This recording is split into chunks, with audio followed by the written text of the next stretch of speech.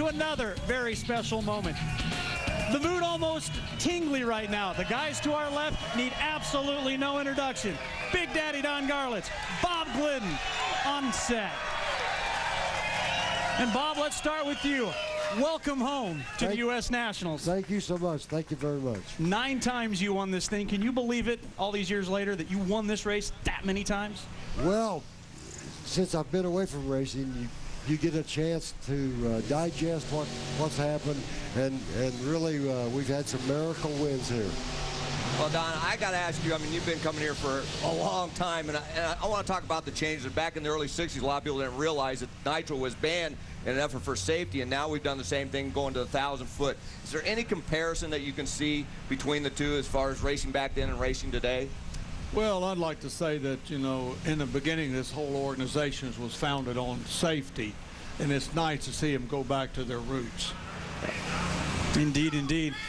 Bob, what do you think about Pro Stock these days? Would you be able to get back into a car with and have the kind of performance advantage that you enjoyed back in the day? Well, I believe I could drive the car, but... Yeah. Yeah, I proved that. Exactly. But the performance really demands a lot of money, a lot of manpower. Things have changed a lot in Pro Stock. Just takes an incredible amount of money. Well, you know, and to that point, Don, I want to ask you, I mean, when you guys came up, I remember, you know, as a kid, you guys did everything. I mean, you drove the cars, you built the cars, you tuned them, you drove the truck to the racetrack, you did everything. I mean, nowadays, you can't do that anymore, right, Don? No, I tried to come back in 2002 and 3 with my own car. I tried to do it myself, you know, tune it, going in, reading the computer. I just can't do it. Don, I got to ask you, you've had 35 national event wins when it was all said and done, yet somehow you were able to win this race 8 times. That means you won a quarter of your races here at Indy. How were you able to accomplish that? I always came to Indy with the intention of winning it. I never came here thinking I was going to lose. And I think that's important. It's a mindset that you have. It's mind over matter.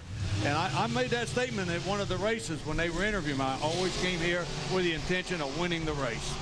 Well, Bob, you know, you've come back as a crew chief from time to time over the years. How much different is it now than it was back when you won all those races?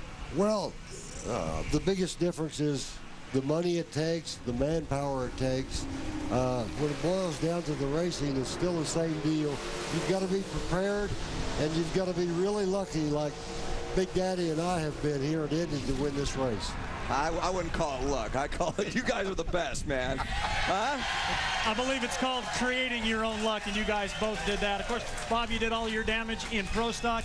Big Daddy did it all in Top Fuel, and as we take a look at our Top Fuel standings right now, through 3 rounds of qualifying, you're going to see some pretty good times in there. Larry Dixon top of the heap at 384, but one story we haven't touched on, Don, and I want to hear your opinion about this.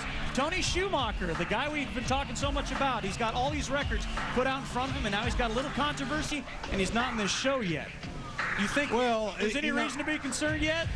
Sometimes it happens, but, you know, there's been a lot of times when I just couldn't get it together, and for some reason, I want to tell you about that run, that 84 by Dixon. I was up in there in the stands watching that, and I was impressed that how mild the motor sounded. It was just like a plain motor, and the rest of the guys were pop, pop, pop, pop, and banging and everything, and then they were having trouble. But Dixon's motor was a happy motor, and it went all the way, and it did good. And I knew it was going to do good when I heard it running. A happy motor's a fast motor, right, Don? That's exactly right. Well, we've talked about the countdown. You saw another one of the not qualified cars so far is Morgan Lucas.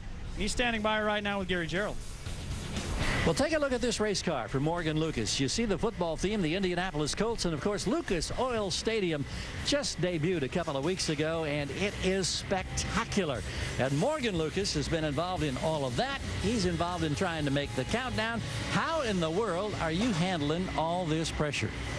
You know, the pressure is, it's fun at times, but it wears on you, and especially when you have these long days or the qualifying session is spread apart and a lot of stuff going on, especially with as hot as it is out. But to be honest with you, it's just life. I could probably handle some things better, but I'm still young. I got an excuse, so I'm going to play that card for a while. And you know, my family's out here. I got a lot of people out here. It's just enough stuff to keep you distracted, to keep you going at the same time. But what's also nice about it is it helps you once you get in that car, you're in your own place. You know what I mean? It kind of makes it that much more special. So I'm excited. Yesterday we had a couple Colts players out here. I thought that was pretty impressive. We had the grand opening for the stadium last week on Sunday with the inaugural, or I guess, first preseason game there, first game ever played at home. Even though we didn't win, it was still an impressive situation. Well, it's good stuff, and you're busy. He's only 6 points out of one of those precious countdown spots, and he's also very proud of the fact that he's mentoring Zach Beard, driving his A-Fuel dragster, and off to an impressive start in his debut this weekend. A lot of stuff happening, Dave, at the Big Go. Thank you very much, Gary Gerald. And quickly, both of you guys, this is the 54th edition of this race. Is the pressure the same today as it was many moons ago? Absolutely. Even more so because the competition is so much closer in the pro categories. Yeah, that's right. You know, you can just see it, the corporate involvement that we have today that we didn't have in the early days, and the television, all that's made it just like a national pastime. And then, of course, it's all just accumulates right here at Indy. This is the race. Don Garllits, Bob Glidden, thank you very much for being a part of NHRA Race Day here, the 54th edition of the Mac Tools U.S. National.